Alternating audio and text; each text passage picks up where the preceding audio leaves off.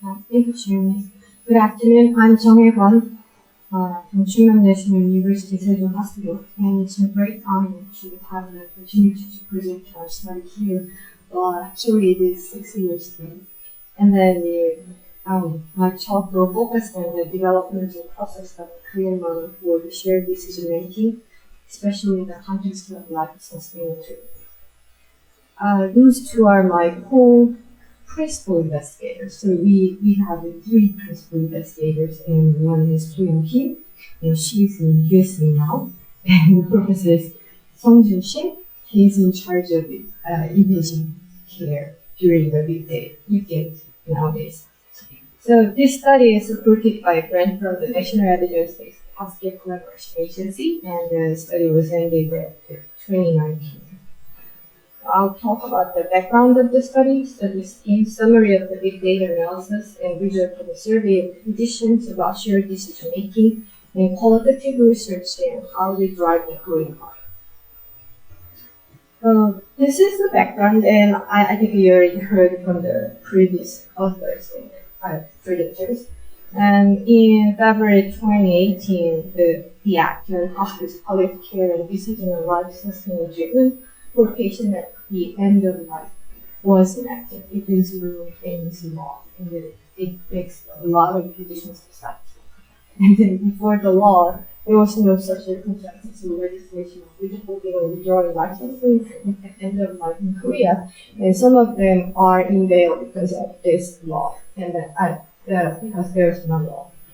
So the purpose of the act is to protect human dignity and worth by ensuring the best interest of the patients in the UL and respecting their right to choose. According to law, a patient can have a 3 process. So the patient can express their preferences by completing legal tests, including a consent directive. They can fill the form when they are healthy and they are before the terminal illness, or life-sustaining treatment plan. They can fill the legal form when 2 doctors says you are in the terminal disease or you are in a dying process. And family members can fill out the legal form if the patient does not have the capacity to make decisions due to advanced illness and has not filled out the form before. So if the patient didn't fill out the legal form, for example, advanced directives or life-sustaining treatment plan, and the family member decide anything for me. Because the law was enacted before association acceptance of routine advanced care planning, the Korean society struggled to comply with the mandatory application of this law. So, in the first time, at the beginning, many doctors are upset, and many families are also upset because it's a useless paperwork. They don't have enough time to prepare the dying of the loving ones. So we decided to do a study with a 2 parts. The first one is analysis of the status of patients with withholding or withdrawal of the end-of-life care through big data analysis. And the second one is a study to Korean shared decision model making for doctors and patients. And the first part is quantitative study to see the attitude, and the second one is a qualitative study to develop the model. We use 2 big data sets, the National Agency for Management of LSD Registration data set and the National Health Insurance Service Plan. This is a modified version of our final result, and the process of the modified object has this user feature. So according to the Office for the National Statistics, there were 79,100 breast cancer deaths in 2018, and 26.4% of hospital-bound cancer patients had legal documents in place at the time of death, while 73% didn't. But this is the first year after the law. And only about 9% of patients completed the form by themselves, and 2.5% of them are completed the form by their family members. In October 2019, we surveyed the physicians involved in the LST to explore their perspectives on shared decision making using a structured questionnaire we developed. This is the characteristics of the participants, half are male and half are female, and the largest group comprised the third and fourth year of the residents following the second and first year. And the total number of patients seen in the past week was a median of 53 patients. And regarding the end of life care decisions, 58% reported having fewer than two patients, and median is only one patient. And we asked them if they had any relevant training regarding SDM. It is 2019, and 23.4% said yes, and 20% said no, and 32% said I don't know. So we decided to explore the what happened in their practice. So we prepared the clinical opinion to see what happened in their clinical practice, and we directly asked them, did you do SDM with your patient, or how much percentage of your discussion was SDM? So when we prepared the VNet and then presented the VNet to them and keep up the result, most of them said informative approach. And the shared decision making was 7.7%. But when we asked how much percent of the discussion was shared decision making, and then they answered 63.83%. And when you look at your last discussion, was it a shared decision making or not? And 86% said yes, it was a shared decision. So we asked it why did they think about it, why did they think it's a shared decision making, and what point were then thinking about the shared decision making. So what is the differences between informative and shared decision making? So we asked them why do you think they did the shared decision making, and then 86% said yes, and they say I explained a lot, I spend a lot of time, and patient involved in the explanation. And why do you think it's not a shared decision making? And then answer, patient is unconscious, and the caregiver decide that. So nuclear consciousness was the first one, and caregiver perspective was the second one. And so they think if I explain a lot, if I have a lot of time, spend a lot of time to explain to the patient, they think it's a shared decision making. So we asked them about the key components of SDM by 6 ranking areas with a Likert scale from 0 to 4. 4 is the most important, and 0 is not them. So the most highest ranking was build the relationship, and the most lowest ranking was the consider the patient's perspective, 3.48 and 3.19. And regarding the patient perspective, the highest score was the quality of life changes with treatment, 3.2, followed by age, values, and preferences, and factors, and expectation and preferences for positive factors in relation to ability to solve it. By the medical aspect, we think that discuss the risk and benefits of test score, followed the regarding discuss the issue. And about the training materials. The patient levels of understanding of the information and decision provided is as ranking in their stage. And provide evidence is the lowest. And how about the roles and engagement in building relationship?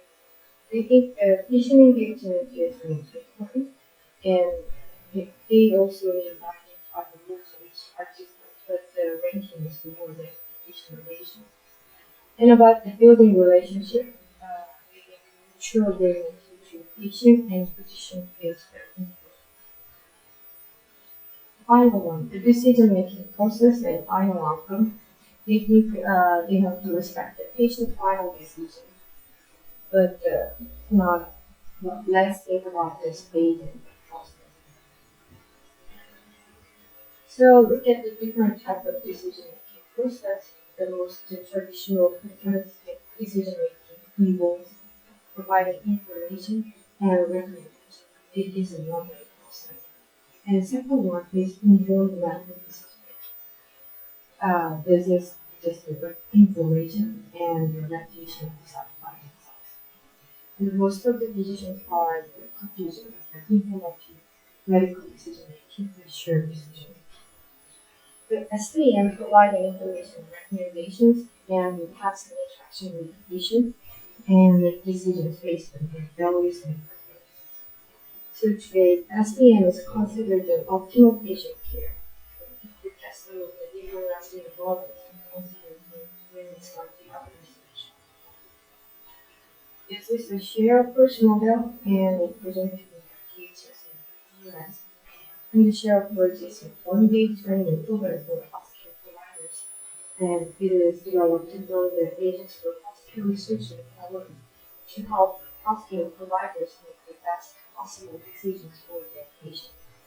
The approach is designed to enable shared decision-making through patient-centered outcome research. Essential steps included a safer patient participation and patient exploration, characters and actions, and self-aware patient values and preferences, and which should be patient. After the evaluation, your patient decision it reflects patient's goal and preferences and really having information about. Second one is which model is organized and they revised it in the 5th of 2017. The three model is developed to evaluate these. The first step after talk together with the patient is choices and support the aftermath goals. And the second one is after the patient discusses several actions which risk and benefit communication is the principles of communication. And step 3, the patient will decide the action based on the patient value. They use active listening and deliberating careful thoughts about the treatment options and all of these steps are carefully documented. And this is the secret of we get it all the time and we have 4 steps. The secret is developed at the University of British Columbia, Canada, and it was developed to leverage the need for education and practice for hospital providers and ensure that decision-making process to ensure the patient and provider. The signal consists of 4 phases. The first letter of English is it begins by taking the turn to discuss with the patient and his preparation, and then engage the patient or caregiver in conversation with patient and treatment. And during the discussion, the patient, caregiver, and provider, which is hospital professional, explore the relevant and best option for the patient. Finally, after this exploration, they can reach a decision. So it is kind of a step of which things to consider in each step.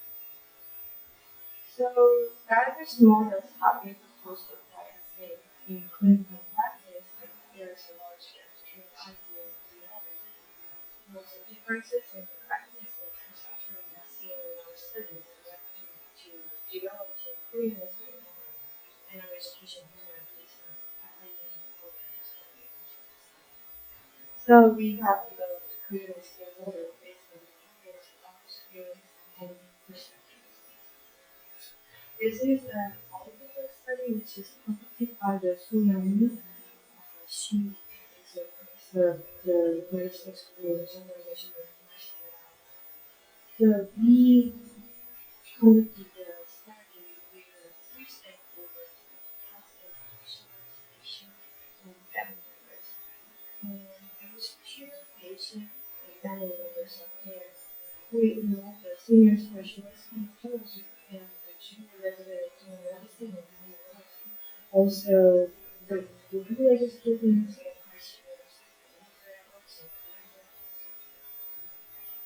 so this is the things from the decision-making process using healthcare professionals. They have profound empathy for the patient and willing to do necessary medical procedures. And it concerns and have some hesitations about initiating discussion diversity related for the role. And they just start talking about diversity carefully when the patient has a potential to deteriorate. Once family members reach a consensus, the progression goes really fast. By the family members' perspectives, they have a strong belief that the close bond with return extending each other. That means the family members they think they can return everything in their patient. And they trust the healthcare professionals to really care about the patient. And they believe in medical professionals' judgment about the process of our decision. I think this aspect makes doctors general students can be certified patient. And the patient perspective, they think that they have ability in the right things and choosing action for their loved one, and they have a feeling of being gradually pushed aside in life, and they have a fear of making process.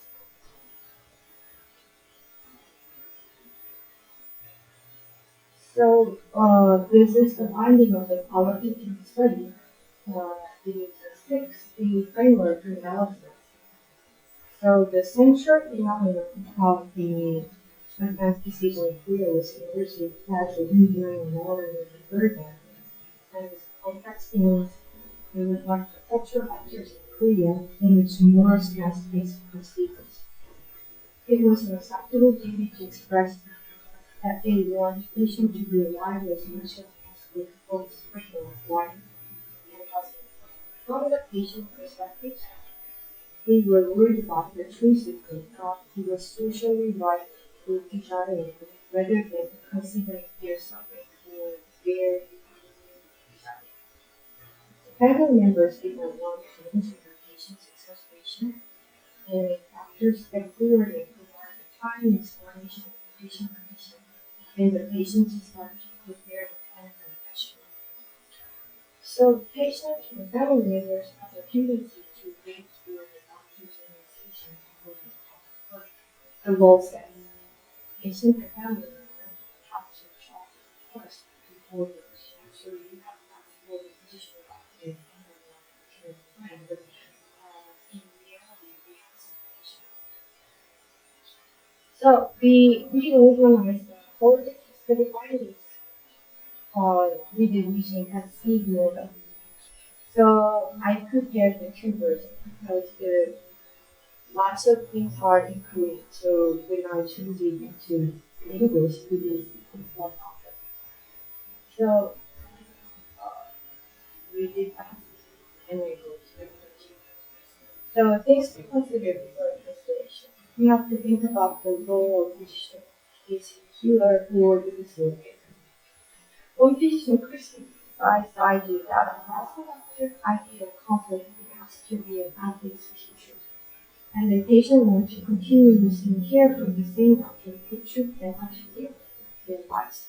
So some patients, they don't want to hospitals for transferring to other care room, they just want to the first doctor to see their end lives. And when we consideration for the discussion, we have to think about do you have a human or do you have and a family member or the person they provide for the empathetic attitude of the physician. So patients that is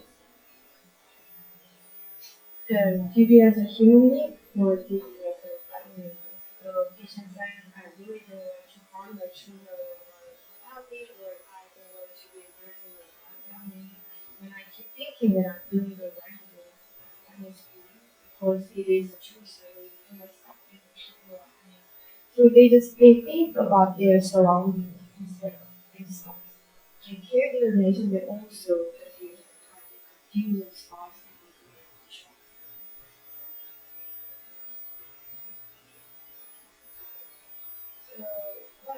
Usually, I use the different conversations. Patient feels pushed up their lives and feeling hurt with pressure to make any decision for health.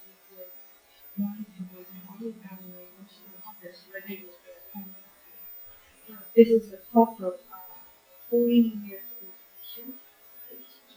She's strong, I can handle it, I can handle it. She's a child, and I can handle it. And then they start talking about it. You know the doctor, and you start talking about it.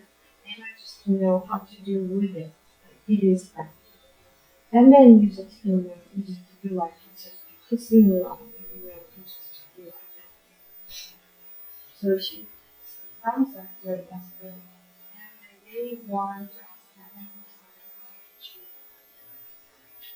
The patient and families express their satisfaction and interest in caregivers and the community connected with them. This is about their primary care physicians. She communicates with the patient and she has a conversation with the hospital because of Dr. Name. So I trust her and trust her as a person, and the patient also trusts her. So it works. So it's a situation where we can communicate with each other. So she asked me to do something that is LSD. I'll do it, and I can help it. So we have to prepare, but the problem is patient wants preparation before them. So patient wants healthcare providers to initiate LSD discussion and then push it when healthcare providers initiate conversations with challenging situations.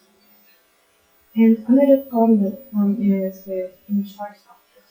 So primary care physicians should consider end-of-life plan and prioritize the process for the patient with housing situation. The primary care physicians are not likely to bring up issue of which the patient's condition deteriorates, and they can postpone consultation. On the end-of-life delivery is not made early, it can be difficult offered for the home care physician during the lifetime to decide the original care when the patient's condition suddenly worsens. In the case of oncology, whether they are accumulating physicians, they just direct to the resident doctor until tomorrow or during the weekend or monitoring. So, key consideration in the preparation phase is giving a warning shot, not just a person.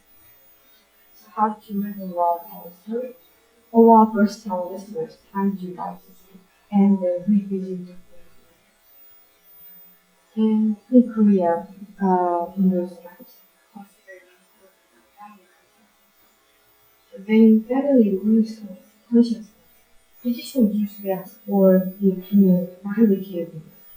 Even ensuring patient autonomy is priority, this is the usual process explaining the patient situation to all family members. Prefer to explain with all the caregivers they feel forced to our present. Convenience and time efficiency are part of the equation, but the main reason is to improve mutual understanding and avoid misunderstanding. So the physicians expresses that even if the explanation is given, caregivers have different levels of understanding values and conditions. They would like to have some explanation and we can understand. So in this case, when patients the doctor says, it's always about instructions. You have to think, you have to passionate, you have to comment, you have to make patients think and give them the cognitive ability to decide between right and wrong. And other teaching expresses who is not married, whose family has to do all the document. So he had a discussion a lot with his doctors frequently and repeatedly, and finally he decided not to sign it. And he said, my family will do it. And I already have a discussion, so I have to sign it. So the most time-consuming aspect of the LSD decision-making is the time required to question agreement among the family members and coordinate when they could come into society. The place for discussion for doctors, in the case of sudden deterioration of the patient, the doctors prefer to be interviewed in a hallway, in a safe place, with the system and protection, rather than in a separate. And the conversation with the patient caregivers' physical abilities, like the concern or hearing, or consciousness, and comprehension and provision of educational materials. Engaging conversation. Describe what data constitutes investigation preparation, and this works for various treatment options. For the cancer physician who are testing, the discussion will be medical in nature based on the options and patient clinical presentation. If necessary, you list options for future treatment to facilitate controls. Explore the options and preferences. Reassess the patient to ensure that the explanation is adequate if they understand the options or adequate. We need to explore which method will be best to serve patients in. Since audiences, patients have been exposed to basic medical knowledge through the internet, YouTube, or other SMS where their friends or neighbors and the caregivers are familiar with the patient's condition and opinion of their patient. Patients want their healthcare provider to use their professional judgment about the outcomes of the treatment and how long they have left to live, and they need to know the risk and benefits of the treatment option like the kingdoms. And in the decision phase, emphasize the decision-making challenges. Well, actually, the simplest way to overview is find the paper by patient itself. But doctors feel that the patient feels a lot of pressure themselves, often because they think they're giving their lives by signing the paper. Family is important, but extenders assume they will learn all of the patient's life. As a family member who has lived with a patient, I can infer that they mean that their words and action. This is the talks of the caregiver with great compassion and empathy about how they would have made a decision if they were the patient. The study says the patient and caregiver have different options in this case. This is an original statement, and then we reorganized our qualitative study according to this. But there was the following steps. After the incident analysis, we should consider care for the patient and family members. They need continued basic care. For example, suction plan, nutrition, and fluid management and pressures of preventive care. Although ICU patient who already have intubated, they did not require an additional active treatment, they also need some emotional support. But in reality, there was no systematic education for end-of-life care, including emotional support. Only a few experienced nurses provided your care with emotional support in the field. So, about the emotional support. After the final goodbye, and the family member being very sadness and regret, family would like to be personified with the fear and trepidation of the dying, and to be there for dying patient, even if it means putting aside one's own work. They might lose out what they want to sit aside again. Caregivers help to comfort the patient and make them feel at ease. They want to be with the patient, so they are not worried. If caregiver is a husband, it is also a way to relieve the guilt that the illness may have been caused by very difficult situation they face together in life, like a business failure or something. However, they still express the regrets of not being able to get treatment because of the late detection of the illness, such as late health checkups, or not taking symptoms seriously and repeated. So we modified the original seed model to adding some support here, and then we can go back to the site or go back to explore, and we can give them some support during the exploring of the design. This is the final model, and we adding the support step here. Actually, our study has some limitations. It's a detailed procedure for each step, and you may use a ICP for proceeding this. And our context study is just conducted among the doctors. We didn't have any quantitative study for the patient and family members. I didn't show my presentation. The doctor said I had a shared decision making in my practice, and I guess my patient and family members are satisfied without the section for the consideration. So we need to evaluate conditions for this new model continuity patient care. This is the last slide. Thank you very much.